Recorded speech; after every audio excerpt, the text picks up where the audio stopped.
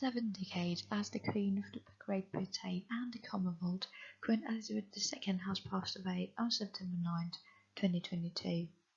So, what's next? Change of titles. Prince of Wales is now King Charles III. Duchess of Cornwall is now Queen Consort. Duke of Cambridge is now Duke of Cornwall.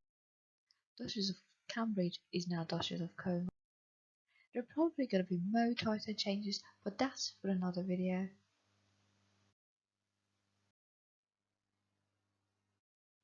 Operation London Bridge, also known as London Bridge is Down, is the name of a funeral plan for Queen Elizabeth II. The plan includes the announcement for her death, the period of official mourning, and details of her state funeral. State funerals are usually reserved for monarchs.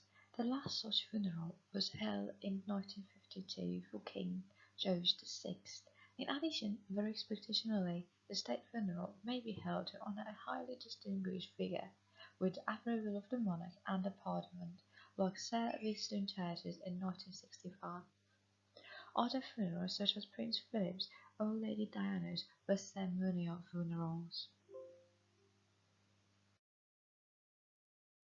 Queen has passed away in Balmoral Castle in Aberdeen, Scotland. Operation Unicorn. The plan for Operation Unicorn would see Holyrood Palace, St Giles Cathedral and the Scottish Parliament serve as the focal point of gatherings, with a condolence book open to the public at the latter location. Parliamentary business would be suspended immediately for at least 6 parliamentary days, in order to allow authorities to prepare for the funeral.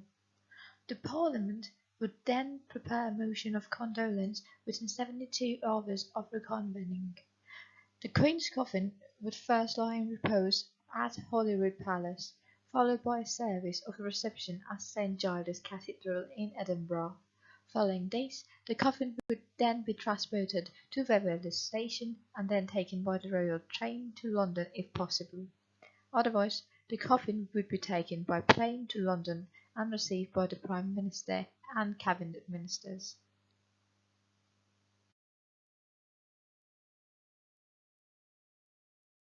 Australia. The Prime Minister was informed of the Queen's death an hour prior to his formal announcement.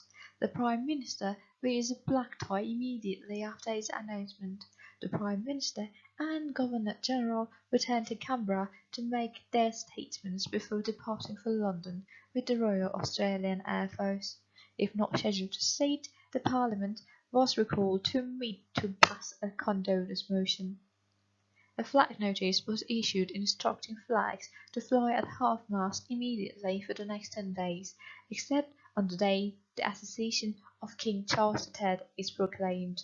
Australia will observe a national day of commemoration, which may be declared a public holiday. A state funeral and a special Anglican service will be held. The Australian Defence Force organised several gun salutes coinciding with events in London and participate in ceremonies in United Kingdom. Canada. An official mourning period for Elizabeth II would take place, the length of said period to be determined by the federal government and issued by the Governor-General and the Department of the Canadian Heritage. During the mourning period, a national memorial service was to be held in Ottawa. Additionally, ceremonial masses, portraits of the Queen, and flagpoles of government houses across Canada were draped in black fabric. A book of condolences was to be laid out near the front entrance of the government houses, with previously planned events cancelled. The death of a sovereign is considered a mandatory half-masting event for the Canadian government.